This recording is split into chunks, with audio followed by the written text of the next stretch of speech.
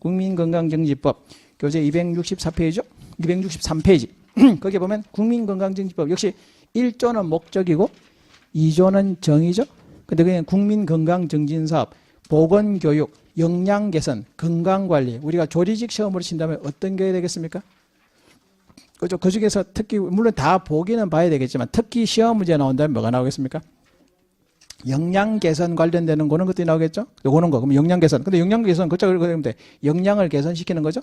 개인 또는 집단이 균형된 식생활을 통하여 건강을 개선시키는 거다. 잘 먹고 영양을 개선시켜서 건강해진다. 이런 게 영양 개선이죠. 263페이지입니다. 그죠? 그래서 그런 식으로 정의에 있는 부분들, 아까 식품위생법은 가장 기본적이기 때문에 그 정의 용어들을 다 보셔야 되지만 국민건강증진법은 좀 조리직하고는 그렇게 크게 집중적으로 연관성이 그다지 높은 건 아니기 때문에 그 정도 보시고 그러면 나머지 앞에 조문들이 쭉 나오긴 하겠지만 283페이지 보실까요? 283페이지 보시면 15조 영양 개선 나오죠. 아까 우리가 영양 개선을 해야 되니까 영양 개선을 어떻게 할 것인가 일단 먼저 조사해야 되고 방법을 강구하고 그리고 거기에 대해서 지도하는 거죠. 그럼 그 키워드는 조사, 강구, 지도 이런 말들이 되겠죠. 그러니까 이런 것들은 안 외워도 읽어보고 그냥 이렇게 하면 되고 그러면 우리가 보기가 주어지니까 보고 이거는 O인지 X인지 뭐만 하면 됩니까? OX만 잘 판독하면 되기 때문에 이런 것들은 굳이 안 외워도 되는 조문이죠. 나오지만 안 외워도 되는 조문들이죠. 근데 아까 집단급식 시설 50명이는 법에서 딱 정해놨기 때문에 물론 그건 여러분들 더 잘 알고 계시지만 시험 문제 또 잘 안다고 해서 안 나오는 건 아니란 말이죠. 그런 것들은 외워야 되는 거죠. 그러니까 이해할 부분과 암기할 부분 우리가 이렇게 잘 정리해두면 공부할 분량이 훨씬 확 줄어들어버리는 거죠. 그래서 그거. 그리고 그 다음 페이지 보시면 16번이죠. 16조. 영양조사죠. 국민 영양조사. 요런 것들. 요거는 이제 언제 실시하고 주기는 얼마인가. 근데 이게 곧 이제 요거 하고 나서 다시 설명을 드리긴 하겠지만 우리가 법의 체계가 여러분들 이제 법학을 체계가 법의 순서가 있거든요. 법률 규정이 있고 그 다음에 시행령 물론 법 중에 제일 높은 법은 뭐다? 헌법이죠. 국민이 만들었기 때문에. 근데 헌법에 있는 국민들의 기본권을 보장하기 위해서 국민이 대표를 뽑아서 입법부가 법률을 만들고 입법부가 법률을 만들죠. 식품위생법이죠. 근데 입법부가 법을 만드는데 입법부는 행정의 전문성이 좀 부족하니까 뭘 만들고 싶어도 잘 몰라. 인력도 부족하고 전문성도 떨어지고. 그러니까 이제 입법부가 법률에서 기본적인 사안을 정하고 야, 법을 집행하는 행정부 네가 더 잘하니까 네가 법을 만들어라 하라고 법을 만들 수 있는 권한을 넘겨주죠. 그래서 그게 이제 행정부가 만든 법 명령이라고 하는데 근데 또 행정부에도 대통령이 있고 총리가 있고 장관이 있단 말이지. 그러면 이제 대통령이 만든 법을 대통령령, 시행령이라고 하고 총리나 장관이 만든 것은 부령, 총리령, 부령 이렇게 하는 거죠. 시행규칙에는 꼬린말로 끝나죠. 그러면 이제 법률에서 보시면 뭐죠? 그렇게 곧 나중에 한번 또 그 두 번째 자료에서 다시 한 번 더 보게 될 겁니다. 오늘 첫 시간에 일단 요령 이야기하는 거니까요. 그래서 16조에 보시면 사망에 보시면 국민 영양조사 하자고 하고 정기적으로 실시한다고 되어 있는데 구체적으로 어떤 내용을 교육하고 어떤 것을 지도할 것이고 어떤 방법을 할 건지는 대통령령으로 정한다 했죠. 그럼 그 밑에 보니까 시행령에 우리 교재가 잘 만들어져 있는 이유가 요런 걸 따로 되지 않고 많은 책들이 그냥 법이라고 법률 따로 두고 시행령 따로 두고 시행규칙 따로 두고 다 따로 되어 있으니까 봐봐야 정리도 못해. 근데 그걸 관련되는 조항을 또 이거 밑에는 거죠. 그러면 시행령이라고 시행규칙 있죠. 그러면 영양조사하는 거, 그죠?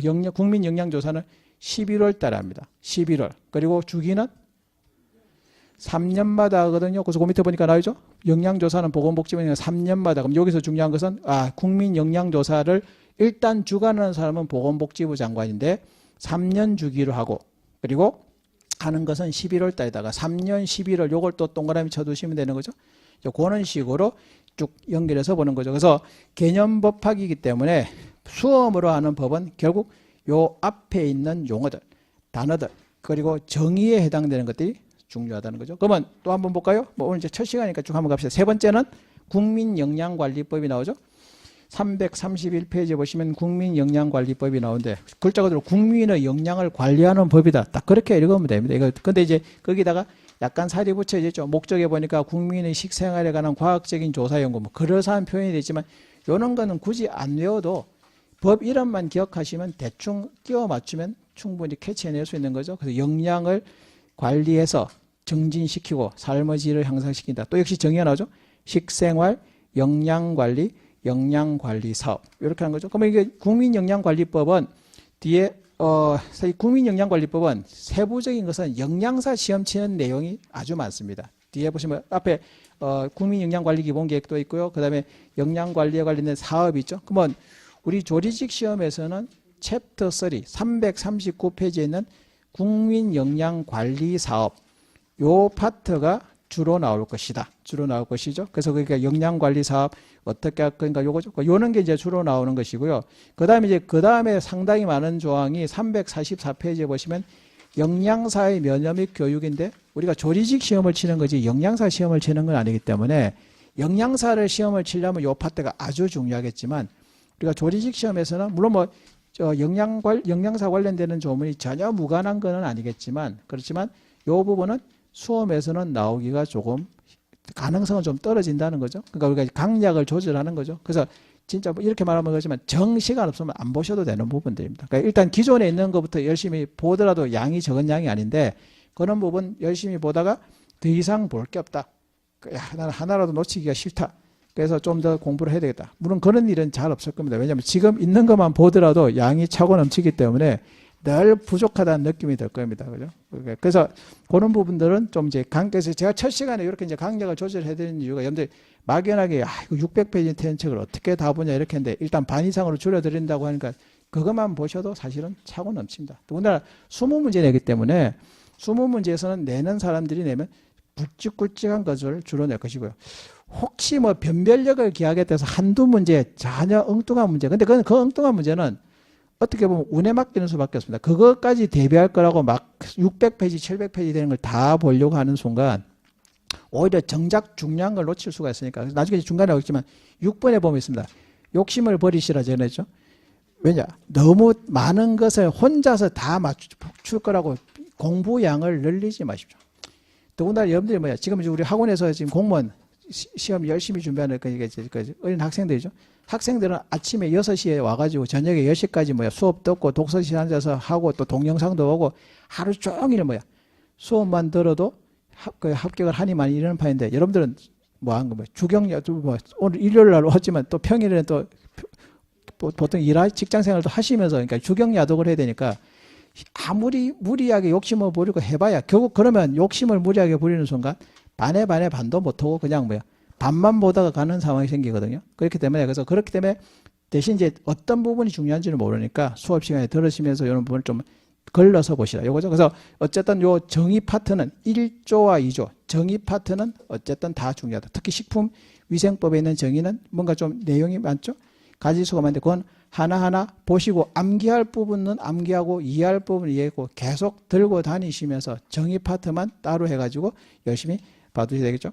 됐고 그 다음에 이제 네 번째가 학교보건법인데 이건 제가 학교보건법을 시험 범위에 넣어놓기는 했는데 제가 이거 뭐가 우리 조리식 시험과에서 나올까 살펴봤더니 그렇게 딱히 나올 만한 우리 급식 관련되는 업무하고 딱히 관련되는 부분이 전문적으로 관련되는 부분을 찾아보기가 별로 이렇게 연관성을 찾기가 좀 힘들었습니다. 그래서 이것도 전체적으로는 출제 가능성은 극히 낮다고 볼 수 있겠고요. 다음에 이제 학교에서 아마 이제 교육청에 학교 가시면 학교 급식 시설에서 하게 되니까 근무하게 되니까 학교 보건법, 보건교사라든지 주로 이제 학교에서 보건교사들, 그죠? 야구교사들, 보건교사, 요즘 보건교사로 표현하는데 그런 분들이 주로 다룰 부분이기 때문에 조리직하고는 그렇게까지 밀접성은 그렇게 높아 보이지는 않습니다. 그래서 이거는 이런 것 어떻게 하냐?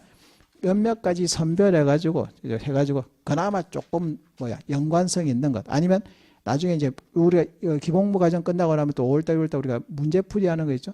문제풀이 하면서 나오는 거 한 서너 문제 정도로 요약해서 보시고 그러면 공부할 부분이 확 줄어드는 거죠. 그렇게 되고 그리고 이제 마지막에는 학교급식법은 오히려 중요합니다. 왜? 여러분들이 근무하실 때가 학교급식시설 아까 집단급식시설이죠. 그래서 이거는 식품위생법과 마찬가지로 두 가지 장시간이 없어서 두 개만 봐야 된다면 식품위생법과 요 학교급식법이 중요하죠. 그 학교급식법은 관련되는 내용들을 가급적이면 다 꼼꼼하게 살펴보셔야 되는 부분이죠. 이거는 시행령, 시행 법률 규정뿐만 아니라 시행령, 시행 규칙 이런 것들도 다 보셔야 되고요. 그리고 학교 급식 공급업자, 급식에 들어가는 경비 이런 것들이죠.